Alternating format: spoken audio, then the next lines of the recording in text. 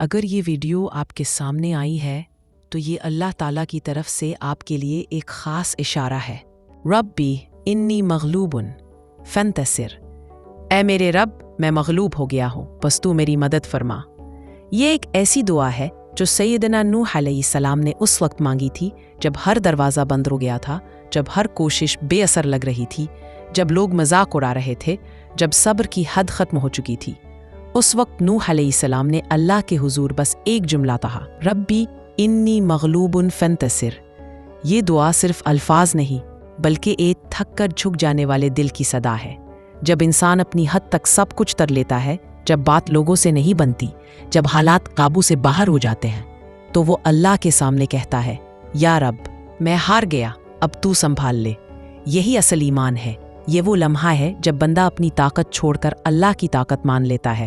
جب وہ کہتا ہے میں مغلوب ہوں، تو وہ دراصل کہہ رہا ہوتا ہے میں کمزور ہوں یا رب، لیکن تو طاقتور ہے، اب تو لڑ میری طرف سے۔ نوح علیہ السلام کی یہ دعا آج بھی زندہ ہے۔ یہ ان تمام دلوں کے لیے ہے جو لڑتے لڑتے تھک گئے ہیں، جو دنیا سے امید چھوڑ چکے ہیں۔ یہ ان لوگوں کے لیے ہے جنہوں نے کوشش کی مگر ناکام ہو گئے، جنہیں لگا شاید اللہ سن نہیں رہا۔ مگر یقین کرو اللہ سن رہا ہے، بس اس کا وقت آنے والا ہے۔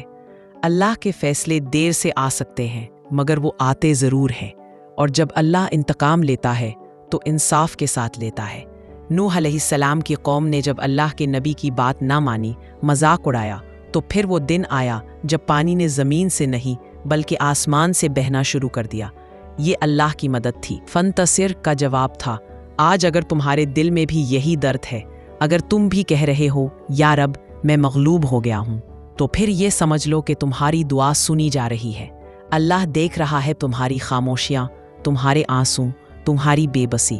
وہ رب کبھی اپنے بندے کو تنہا نہیں چھوڑتا جو اس سے دل سے مانگتا ہے۔ کبھی کبھی اللہ تمہیں ہارنے دیتا ہے تاکہ تم اس کے سامنے جھک جاؤ، اور جب تم جھک جاتے ہو وہ تمہیں وہ عزت دیتا ہے جو کسی جیتنے والے کو نہیں ملتی۔ یاد رکھو، جس دل میں ربی انی مغلوب فانتصر کی صدا ہوتی ہے، وہاں کبھی مایوسی نہیں رہتی۔ اللہ اس کے حق میں ضرور فیصلہ کرتا ہے، چاہے پوری دنیا اس کے خلاف کیوں نہ ہو۔ کبھی کبھی زندگی تمہیں ایسے مقام پر لا کھڑا کرتی ہے جہاں تمہاری ساری طاقت، ساری سمجھ، سارا صبر ختم ہو جاتا ہے۔ تم لڑتے رہتے ہو، برداشت کرتے رہتے ہو، مگر حالات بدلنے کے بجائے مزید بھاری ہوتے چلے جاتے ہیں۔ ایسے وقت میں دل سے ایک ہی آواز نکلتی ہے، ربی انی مغلوب فانتصر۔ یہ وہ لمحہ ہوتا ہے جب بندہ کہتا ہے، یا اللہ اب مجھ سے نہیں ہوتا، میں تھک گیا ہوں، اب تو کر دے۔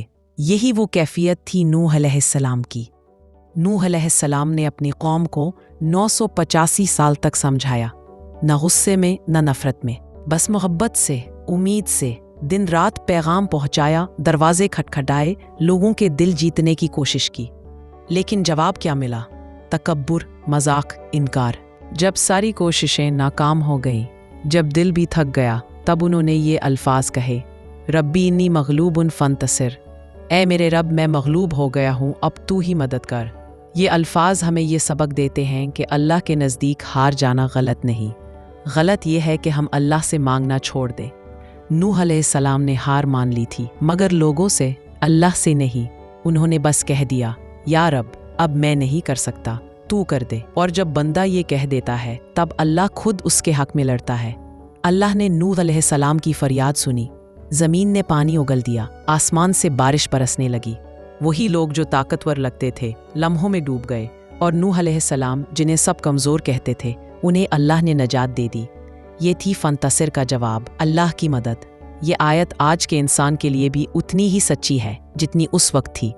آج بھی تمہارے ارد گرد ایسے لوگ ہوں گے جو تمہاری سچائی پر شک کرتے ہیں، جو تمہیں کمزور سمجھتے ہیں، جو تمہیں نیچا دکھانے کی کوشش کرتے ہیں۔ مگر جب تم اللہ سے کہتے ہو، میں مغلوب ہوں، اب تو سنبھال لے، تو پھر حالات بدلنے لگتے ہیں۔ یقین رکھو، اللہ تمہیں تب تک آزماتا ہے جب تک تمہارے دل میں شک ختم نہ ہو جائے۔ وہ چاہتا ہے کہ تم پوری طرح اس پر بھروسہ کر لو۔ جب تم کہو، یا رب میں اب کچھ نہیں کر سکتا، تب اللہ کہتا ہے، اب میں دکھاؤں گا کہ میں کیا کر سکتا ہوں۔ ربی انی مغلوب فانتصر صرف ایک دعا نہیں، یہ ایک اعلان ہے، یہ اس دل کی صدا ہے جو ٹوٹ کر بھی اللہ سے جڑا رہتا ہے۔ یہ ان آنکھوں کی دعا ہے جو روتی ہیں مگر رب سے امید نہیں توڑتی۔ یہ ان لوگوں کی زبان پر آتی ہے جو کہہ نہیں سکتے مگر دل سے پکار رہے ہوتے ہیں، تو دیکھ رہا ہے نا؟ اور ہاں، وہ دیکھ رہا ہوتا ہے۔ اللہ کبھی اپنے مغلوب بندے کو رسوا نہیں کرتا۔ وہ اس کے لیے وہ دروازے کھول دیتا ہے جن کے بارے میں بندہ سوچ بھی نہیں سکتا۔ بس شرط یہ ہے کہ تم یقین رکھو، جیسے نوح علیہ السلام نے رکھا۔ یاد رکھو، جب تمہارے پاس کچھ نہیں بچتا تب اللہ تمہیں سب کچھ دینے والا ہوتا ہے۔